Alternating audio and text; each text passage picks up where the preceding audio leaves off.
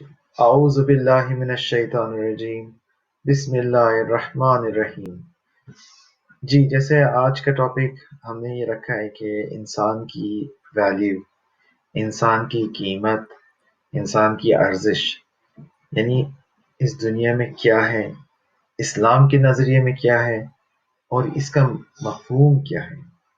آج کے زمانے میں جو ہم دیکھ رہے ہیں کہ مثال کے طور پہ یہ وبا کا زمانہ جس طرح آپ نے انٹروڈیوس کیا، اور اس وبا کے زمانے میں دولت نے، گورنمنٹس نے کس طرح اپنی عوام کی خدمت کی، کیا ان کی نظر میں انسان کی ویلیو تھی یا انسان کی زندگی کی ویلیو، انسان کی سلامتی کی ویلیو تھی یا نہیں تھی۔ اور ہر جگہ ہمیں نظر آتا ہے کہ ہر گورنمنٹ میں کس طرح رفتار کیا، کس طرح سسٹمز لے کے آئے کہ انسان کی زندگی کو بچایا جائے۔ اس سے ہم خود اندازہ کر سکتے ہیں کہ زیادہ تر اس زمانے میں انسان کی کوئی خاص ویلیو نہیں ہے، اور یہ اول سے ہی مشکلات شروع ہوئی ہے۔ ہماری ابتدا ہی میں ہماری ویلیو نہیں کی گئی تھی۔ مثال کے طور پہ جب خدا نے قرآن کے اندر فرمایا کہ میں ایک ایسی مخلوق بنانے والوں کی جو اس دنیا میں میرا خلیفہ ہوگا، تو سب سے پہلے فرشتوں نے ہماری ویلیو کو ڈاؤن کر دیا۔ جیسے پتہ لگتا ہے قرآن کے اندر کہ کہا کہ ایک ایسی چیز کو بنا کے جو خون ریزی کرے گا، جو فساد کرے گا دنیا کے اندر، تو یہ ہماری ویلیو یعنی فرشتوں کی نظر میں تھی۔ سو جیسی ہماری ابھی خلقت ہوئی ہی نہیں تھی، اس خلقت کے اوپر ہی ہمیں ڈی ویلیو کیا جا رہا تھا، یہاں تک کہ وہ معصوم فرشتے جو گناہ نہیں کرتے، انہی نے ہماری ویلیو کو ڈی ویلیو کیا۔ پھر خدا نے خود کہا کہ میں وہ جانتا ہوں کہ جو تم نہیں جانتے۔ تو اس طرح ہماری خلقت شروع ہوئی۔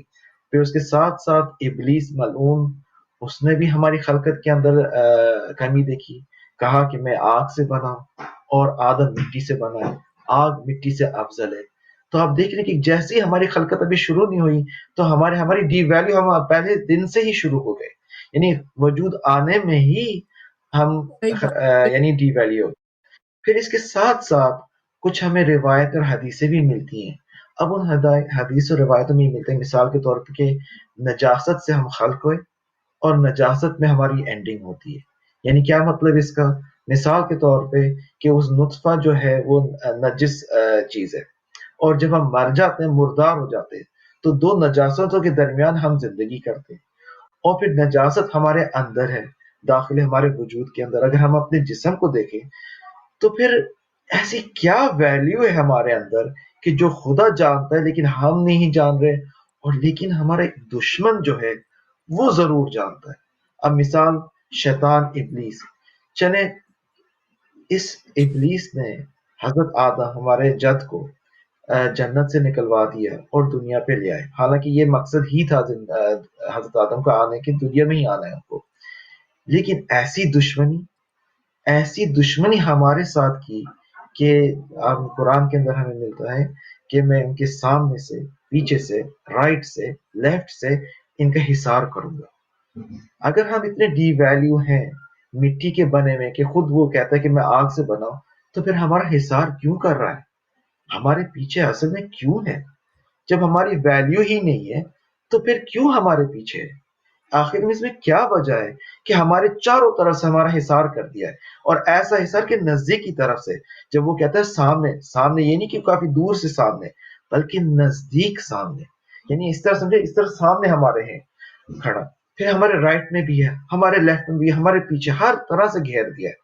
تو سوال ہم شیطان سے کرنا چاہتے ہیں کہ اگر ہماری کوئی ویلیو نہیں ہے، جب تم ہماری ویلیو نہیں سمجھتے ہو، پھر تم نے ہمارا حملہ کیوں کیا ہوا ہے؟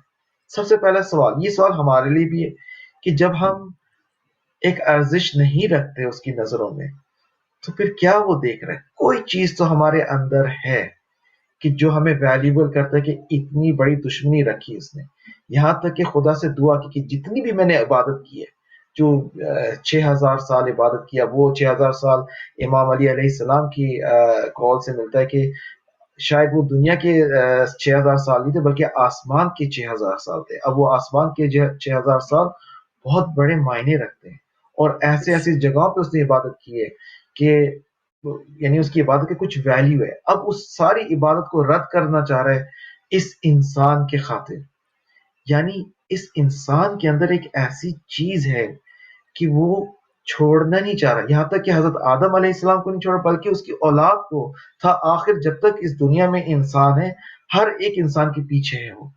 یعنی ہم یہ نہ دیکھیں کہ اگر کوئی کافر ہے، کوئی غریب ہے، کوئی فقیر ہے، کوئی کچھ ہے، کس جیسے بھی مقام پہ، لیکن ہر طرح سے ہر انسان کے پیچھے.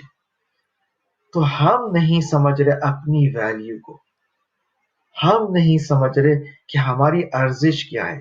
دشمن نے دیکھ لیا ہے، سمجھ لیا ہے اور ہمارا حصار کر دیا ہے. لیکن افسوس کی بات ہے کہ ہم اپنے آپ کو انڈر ویلیو کر رہے ہیں. ہم ان چیزوں کو ویلیو دے رہے ہیں جن میں کوئی ویلیو ہے بھی نہیں. اس دنیا میں جو چیزیں بنی ہیں خوبصورت ہیں، خدا کی نشانیاں ہیں، لیکن جو خدا نے ہمیں دیا ہے وہ اور کسی چیز کو نہیں دیا. افسوس کی بات ہے کہ ہم اس چیز کو ویلیو نہیں کر رہے.